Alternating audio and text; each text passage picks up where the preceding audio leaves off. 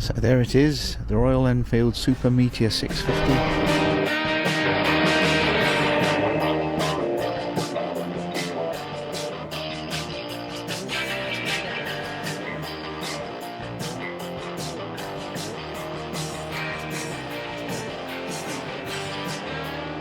Good morning all from very sunny Cornwall, 2nd of March, and this is another episode of Captain Clumsy Rides. And this time, it's the Super Meteor 650. Right, let's get on. Morning Bones, off to ride the Super Meteor 650, very excited by that. It's been touted as a replacement for the Harley Davidson Sportster. Well, is it? Certainly it's an interesting thought.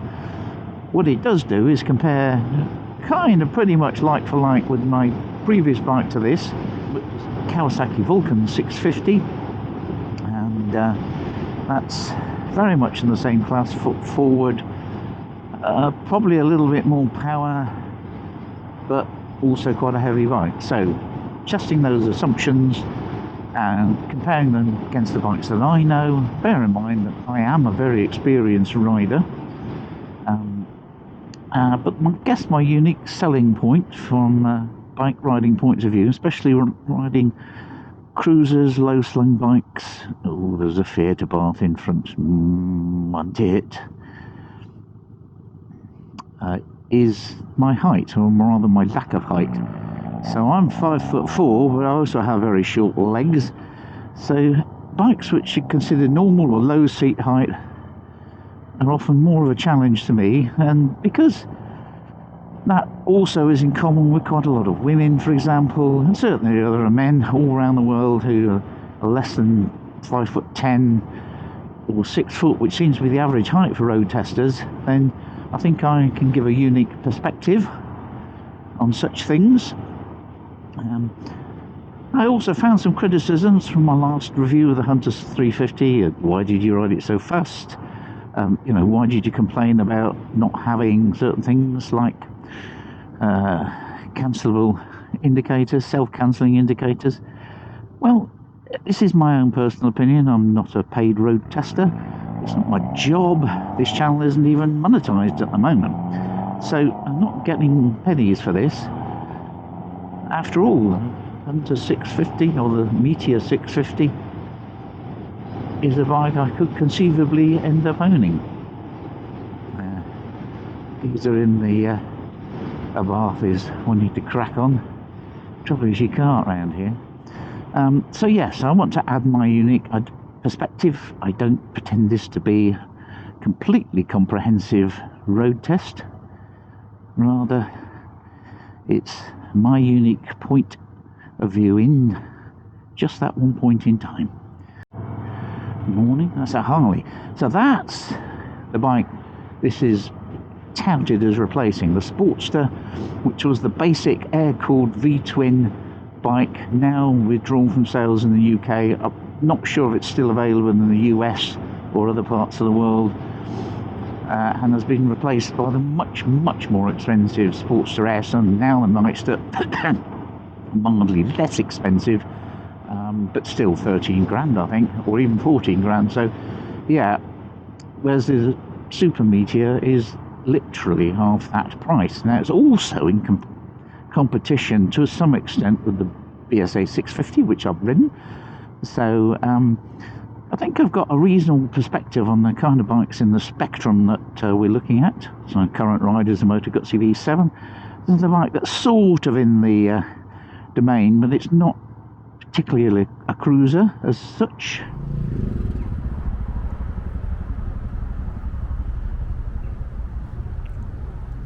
So there it is, the Royal Enfield Super Meteor 650. Quick initial walk around. This one's in black or dark grey. Not sure what the actual colour name is. I'll pop it up on screen if I can.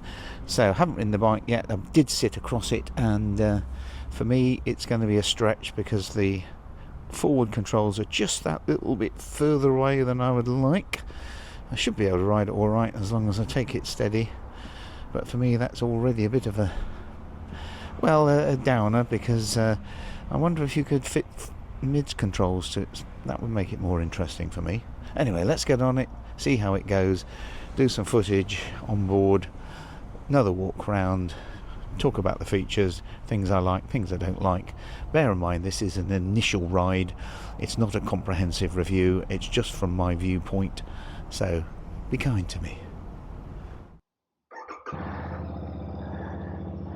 Very bright headlight, you can see that reflected in the doors of Damerells there. Now then, how easy is it to move about? Not bad. Not bad at all. I'll avoid running into this low loader. Feels quite wide actually. That's the thing I immediately get from it. Steering sound is easier to... So, into gear.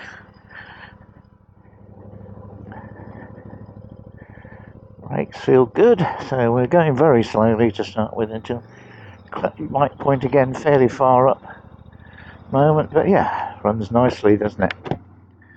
Woohoo! We're on the Super Meteor. Yeah, it took us along nicely, just like the Hunter 350. Certainly something my Moto Guzzi doesn't do. Yeah, so you get your foot under the gear lever, it's fine. Yeah, as I can see where I'm behind me, huzzah! And they're roundy Mickey Mouse mirrors. Yeah, generally the best. This time, that's nicely eager off the line. We're going back the way I came because I kind of know this road now, and it's not too fast. So yeah, initial misgivings about the seating position, reasonably allayed. I think it's still, for me, it's probably a bit of a stretch. So let's go to St Dennis. How easy is it? Yeah, turns in well enough. In terms of controls, you've got the big single speedo, same really. Oh, gear 6, it's got 6 gears. Right, that's answered one question. We've got about a third of a tank or something of that nature. We won't be using all that today. As I said, this is a first impressions sit on, but I am going to try and make some reasonable points. So already you've found that I'll have made the point that for me, as being 5'4" with short legs, it's a bit of a stretch, and of course it's forwards as well. Some people don't like them. I've got a geezer behind me in a VR Star. Feels I'm going a bit slow, and probably I am for this kind of conditions. Open it up a little bit, 50. So much less windy than my bike. By that I mean there's less turbulence coming off it. Probably the fly screen on my Guzzi has an effect on that. Yeah, it doesn't corrupt me. Easier to go into corners faster than you think. So on this run, because it's on fairly back roads, we'll just pause it on 30 and 6 gear, no issues. And he said no problems at all, like Mark Point. Try to avoid too many cliches. You know, the controls fell to hand. They're falling off, that's not good. The brakes are wooden. Why would they be made out of wood? Or the suspension settings are in the Goldilocks zone, my favourite. Like TMF. Why would they be in the woods with a load of bears? Ridiculous idea. Or indeed, as Tame says, splendiferous. So, might roll on in 6. I'm not going to hustle it through the gears. Down to 4th. Tipper in. Marvellous. I borrowed another Tameism. I'll pay the royalties, sir. So it's a bright sunny day. Brakes are taking a reasonable squeeze. It's certainly not as sharp as my Guzzi, possibly even Hunter 350, but then it is more of a weighty bike, quite a lot more to stop. But they are quite progressive, at least that's what I think. And we're in 3rd, which again, You don't know the revs, but you don't really need to. I nearly said with a bike of this type, which is another one of those irritating things that road testers say. Right, let's see how well we do. My end of us just trickle along. Yeah, once again, easy peasy. The one thing I would say is it's still a stretch for me. Right, off we go again. Let's get us fired up. So, some of that wasn't captured by the camera, so I may have to repeat some points.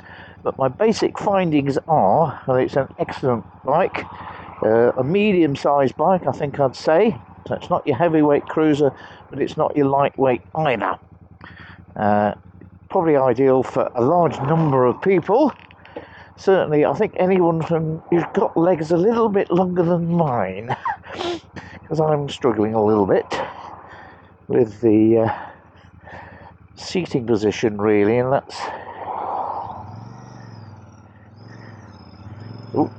get going. That engine's a peach, the gear change is a peach, bike looks spot on, and I think it's well positioned to take over the crown of the sporty of old. And I think we need one or two extras. Certainly there needs to be some extras in terms of luggage, of course, which I'm sure is on the way. I would like to see mid controls as an option. I'd like to see different bar configurations. Now, I get the right turning this time.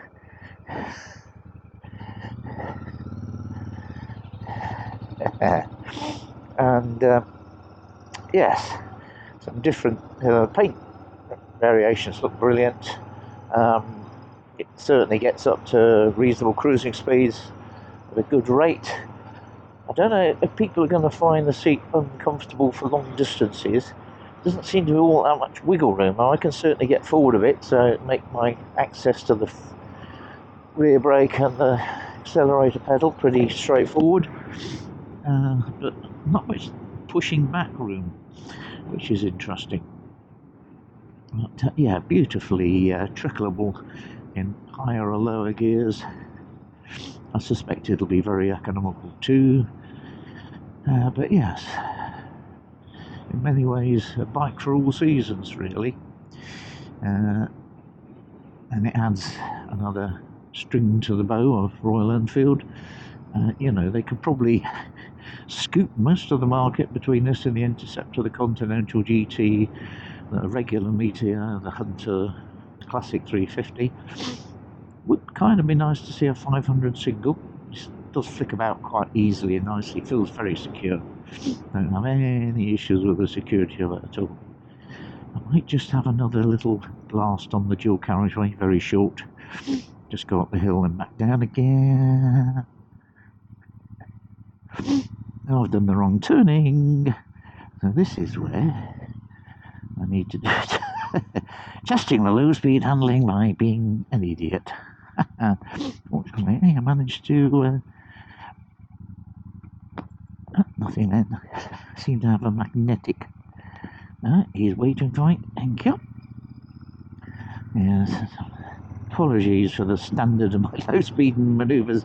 They are pathetic. But yeah. Yeah, it's an easy to handle bike. I like the fact that the levers are now adjustable, but they still look very classic. Other than that, there's no fanciness, as in riding modes or other such gimmicks, which I don't really think you need for a bike, which you know, is probably only going to be ridden on dry days, which is quite reasonable. You can see the amount of salt on the road here. That would certainly eat away at any finish, really, ultimately. Yeah. When you get it right, it just feels very, very, very controllable. Right, just do a quick flip round, and I'll take her back. Oh, I'm in fourth. That's really too high a gear for this. Now, I'll probably take the wrong turning now. Oh dear, that's sad water pity, never mind. Take the next turning off if I can.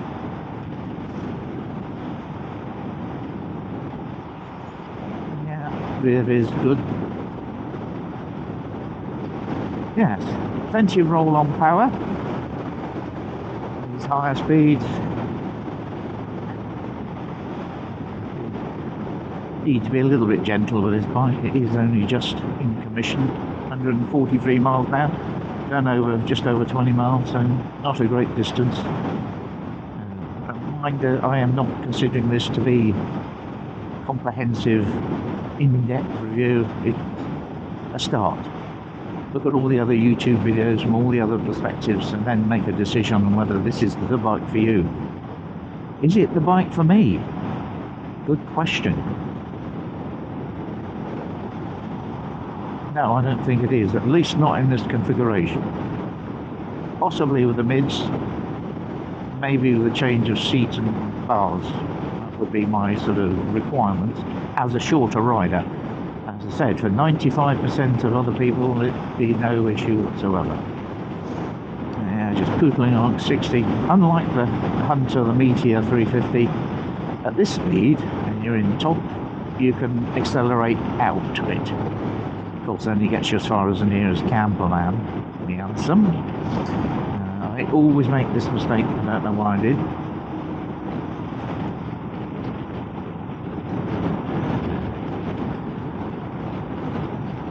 Got a log there. For you. Quickly past this.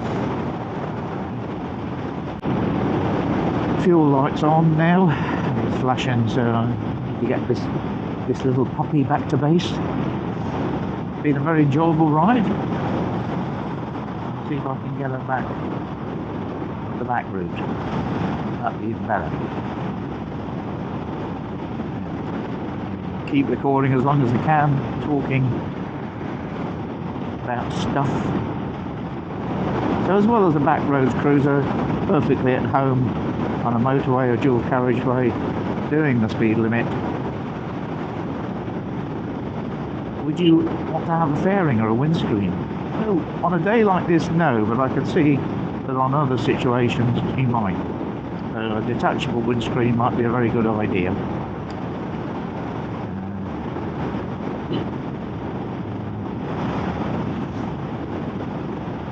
Ended up being a slightly longer trip than I thought it was going to be. Well, it's got one of those ones where it tells you how long you've been on reserve. Hopefully we'll be turning off soon and then coming back. This fellow dropped down to 50 and top and then do a roll on. Yeah. You're not going to rip the world apart with this, but satisfying ET response. Right, so we'll turn off here, come back the other way. Indicators cancel very nicely, even though they're not self-cancelling. Start to feel like I could do with my heated grips though. Back brake doesn't seem to have that much in the way of feel, but possibly due to my lack of reach and my short little legs. I won't put it down as a black mark, just a question mark. As in, how do other testers find that back brake? Interesting to know. Just swings around these sort of things very nicely. Satisfying. That's how you want it to be. You don't want it to be twitchy, or you don't want it to be lardy. Just want it to have that nice swing, which it has got. And the burble from the exhaust, moderate speeds. Of course, as soon as you get above 50, you can't really hear it yourself. Would I get louder exhausts? That's a good question. I mean, these days, they're clamping down more and more on things like that. I'm not sure you can you? Is it regulations of the Euro 5 or whatever? Yes. Not ideal. Right. Keep an eye on what's going on here. Another dust now because everything's drying off. Right. Uh-oh. Road is closed. So you can't go up this way. So I'll go go into this just to turn around. I wish I had come to here earlier on, because it's an ideal spot to do a kind of walk around 360, going off these Lovely. Okay, so we couldn't go back that way because the road is shut because of the new bypass they're putting in. So, it's back on the dreaded A30. So, hopefully I've captured enough of this on the 360 to give people a good idea what the bike's about. Bear in mind, I'm just an average Joe, Captain Clumsy. So, yes. Summary, it's a great bike. It's for 95% of people. Just check out if you're the 5% that's either too tall or too short. But I'm sure your local dealer will give you a test ride so you can check that out for yourself. But seeing as Royal Enfield have now got a brilliant reputation for reliability, decent finish, with only minor quibbles of some bikes, it's definitely a recommended purchase if you're in the market for something like this. For people like me, I think the 650 Vulcan S is a better choice because of the Kawasaki Ergo Fit, which allows choice of seating position. So let's do a more detailed inspection of this bike. So twin exhausts, alloy wheels, no chrome highlights, which I think is a good thing because they always go corroded. Quite a big wide bike to sit on. I don't know whether there's a mounting points for something. I think there probably should be a cap on there. Maybe that's for pannier support or something of that ilk. It's got grab handles on the back, which is a good thing for pillion, although the pillion seat doesn't look massive. Shocks, fairly limited travel by the look of them. Engine's well finished, the oil cooler at the front. Upside down forks. ABS, of course. And LED headlights, all very neat. This time the clutch and brake levers are adjustable, and I guess that gives you a few choices, but I'm not going to fiddle with that just right now. So chain drive, of course, which is fairly accessible, and 6-speed. Let's look at the instrument panel then. Turn the car, the bike engine on, it's got various service indicators and so forth. Indicator there, neutral, oil, ABS, engine warning light. Trippers to the right, don't know how to operate that. Controls on the right hand cluster, just your engine start. That does. That hazards to the left. So that does your hazards. That's your main beam, pass light, horn. Let's do the horn. It's not bad. Grips look pleasant. Got the main Royal Enfield gauge into them. There's your hazards, very briefly. And let's do a startup. So, see if I can get the engine noise, the exhaust noise.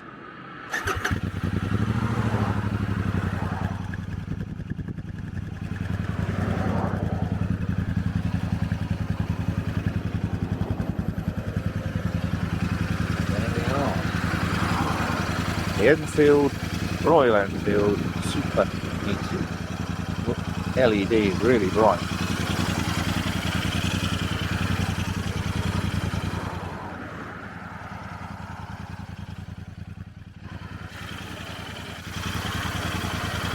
Fixtures and fittings look quality, generally speaking. Powder coated frame. Warm now, it's giving off quite a bit of heat. Simple dials, no tachometer, not necessary for a cruiser.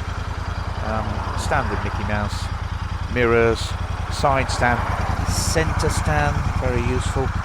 Bear in mind I can't cover everything in these reviews because otherwise it just gets too long and techy. So the grey, dark grey, metallic grey Super Meteor 650 in my Motor Guzzi V7 Special.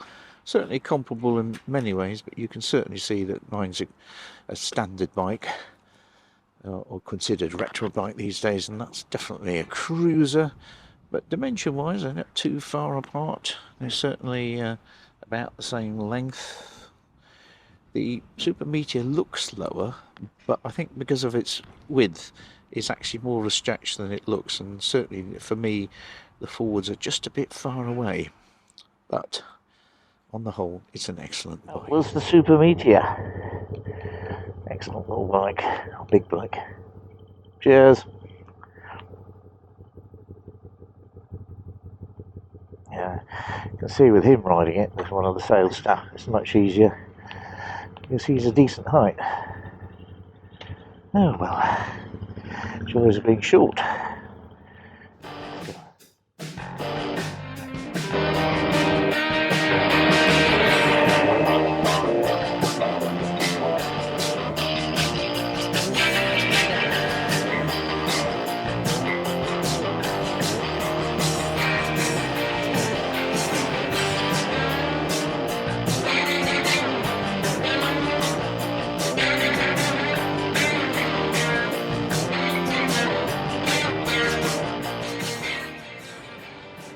Hope you've enjoyed this video of me riding the Royal Enfield Super Meteor 650. Now it's time to remind you, please like, comment and subscribe. Keep coming back for more.